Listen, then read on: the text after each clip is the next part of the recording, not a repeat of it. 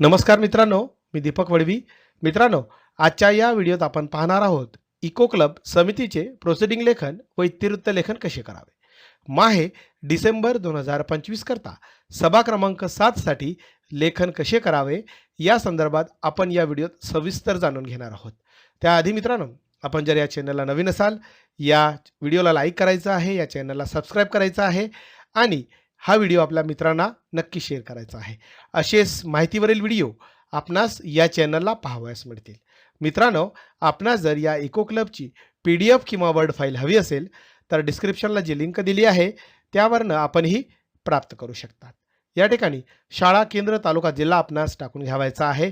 ठराव क्रमांक या ठिकाणी टाकायचा आहे. विषय या ठिकाणी नमूद करायचे आहे आणि ठराव किंवा ठरावाचा तपशील थोडक्यात या पद्धतीने लेखन करून घ्यायचं आहे. या पद्धतीने थोडक्यात प्रस्तावनेचं लेखन करून घ्यायचं आहे. दिनांक 4 डिसेंबर 2025 रोजी शाळास्तर व वर्गस्तरावर इको क्लबची सभा बोलवण्यात आली. इको क्लब हे विद्यार्थ्यांमध्ये पर्यावरणाबद्दल जागरूकता निर्माण करण्यासाठी स्थापन केलेले संघटन आहे. या क्लबच्या माध्यमातून झाडे लावणे, कचरा व्यवस्थापन, पाणी बचत व स्वच्छता उपक्रम राबविले जातात. विद्यार्थ्यांना पर्यावरण संरक्षणाची जबाबदारी समजून देणे हे क्लबचे प्रमुख उद्दिष्ट आहे. विविध उपक्रमांद्वारे निसर्गाबद्दल प्रेम, संवेदनशीलता व सकारात्मक वर्तन विकसित केले जाते. इको क्लबमुळे शाळा परिसरात अधिक हरित, स्वच्छ व आणि पर्यावरणपूरक बनवण्यास मदत होते. याबाबत माहिती देऊन सभा सुरू करण्यात आली. या ठिकाणी सभेचा पहिला विषय घेण्यात आला. मागील सभेचे इतिवृत्त वाचन करणे. मागील सभेचे इतिवृत्त वाचून कायम करण्यात आले. दुसरा विषय या ठिकाणी घेण्यात आलेला आहे किंवा उपक्रम या ठिकाणी घेण्यात आलेला आहे. प्लास्टिकच्या वापरामुळे होणाऱ्या दुष्परिणामांची मुलांना जाणीव करून देणे. इको क्लब समितीच्या मार्गदर्शनाखाली विद्यार्थ्यांना प्लास्टिकच्या दुष्परिणामाबाबत जनजागृती कार्यक्रम आयोजित करण्यात आला.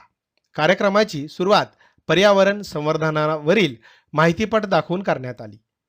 शिक्षकांनी प्लास्टिकमुळे माती, पाणी आणि हवा प्रदूषण कसे वाढते याची माहिती दिली.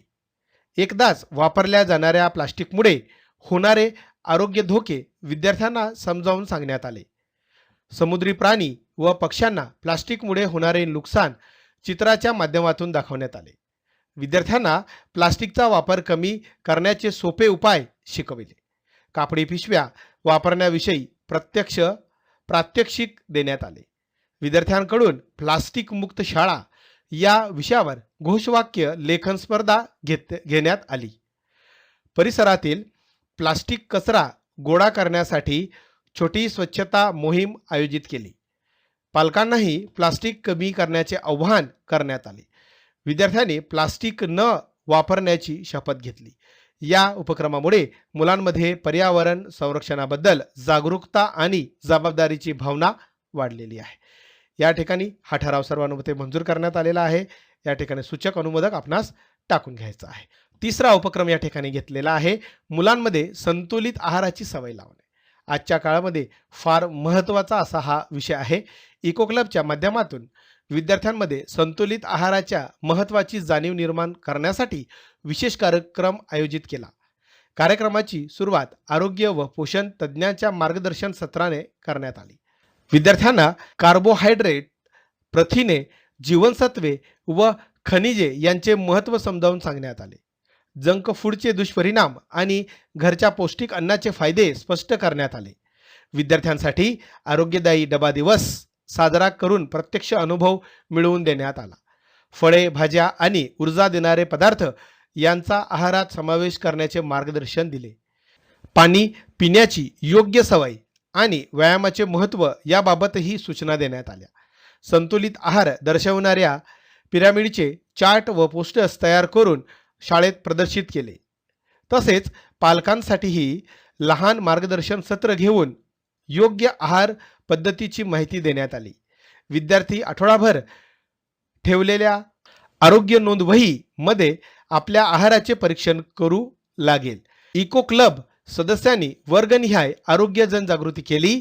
या उपक्रमामुळे विद्यार्थ्यांमध्ये आरोग्यदायी आहाराबद्दल जागरूकता वाढून चांगल्या सवयी विकसित होत आहेत, असा ठराव हा सर्वानुमते मंजूर करण्यात आलेला आहे. या ठिकाणी सूचक अनुमोदक आपणास टाकून घ्यायचा आहे.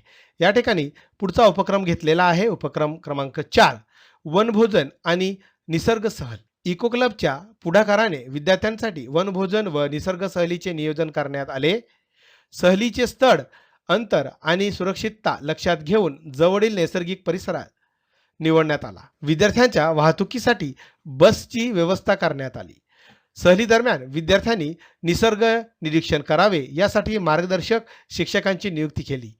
वृक्ष, वनस्पती, पक्षी व जलस्रोत यांचे प्रत्यक्ष निरीक्षण करण्यासाठी लहान गट तयार केले. पर्यावरण संरक्षणाविषयी जागरूकता वाढवण्यासाठी मार्गदर्शन सत्र आयोजित करण्याचे ठरविले. वनभोजनासाठी आरोग्यदायी व संतुलित पदार्थ नेण्याच्या सूचना विद्यार्थ्यांना देण्यात आल्या. कचरा न फेकण्याबाबत क्लीन अँड ग्रीन ट्रिपचा संदेश विद्यार्थ्यांना देण्यात आला. विद्यार्थ्यांच्या सुरक्षिततेसाठी प्राथमिक उपचार पेटीची व्यवस्था करण्यात आली. सहलीचे छायाचित्र व निसर्गावरील लेखनासाठी विद्यार्थ्यांना प्रोत्साहन दिले. शिक्षकांनी संपूर्ण उपक्रमाचे पर्यवेक्षण करून अहवाल समितीकडे सादर करण्याचे ठरले.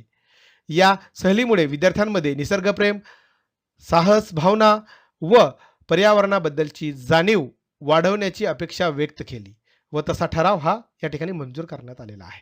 शेवटचा विषय या ठिकाणी घेतलेला आहे ऐनवेळचा विषय. ऐनवेळी कोणताही विषय न आल्यामुळे आजची सभा सर्वांच्या सहमतीने समाप्त करण्यात आलेली आहे. या ठिकाणी सभेस उपस्थित सदस्य, अनुक्रमांक, या ठिकाणी सदस्यांचे नाव आणि या ठिकाणी स्वाक्षरी करून आपल्याला हे दप्तरी ठेवता येणार आहे. या पद्धतीने माहे डिसेंबर 2025 करता इको क्लबचे लेखन करण्याचा प्रयत्न केलेला आहे. आपणास व्हिडिओ आवडला असेल लाईक करा, शेअर करा, सबस्क्राईब करायला विसरू नका. धन्यवाद.